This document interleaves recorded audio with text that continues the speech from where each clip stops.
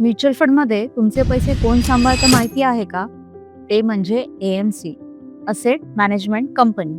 तर एएमसी म्हणजे काय थोडक्यात समजून घेऊया. समजा गावात 100 शेतकरी आहेत.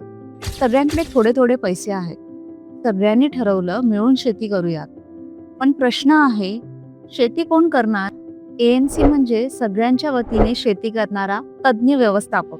कधी पीक घ्यायचं म्हणजेच कोणत्या कंपनीमध्ये गुंतवणूक करायची, कधी पेरणी करायची म्हणजे कधी गुंतवणूक करायची, कधी विक्री करायची म्हणजेच गुंतवणुकीमधून कधी नफा काढायचा, हे सर्व एएमसी ठरवते. एएमसी हा मालक नसतो, तर तो व्यवस्थापक असतो. भारतामध्ये प्रत्येक एएमसी सेबीच्या नियमाखाली काम करते. उदाहरणार्थ एसबीआय म्युच्युअल फंडची AMC SBI funds management limited. तुम्हाला आता एएमसी म्हणजे काय हे कळलं असेल तर तुमच्या शेतकरी मित्रमैत्रिणींना ही रील नक्की फॉरवर्ड करा.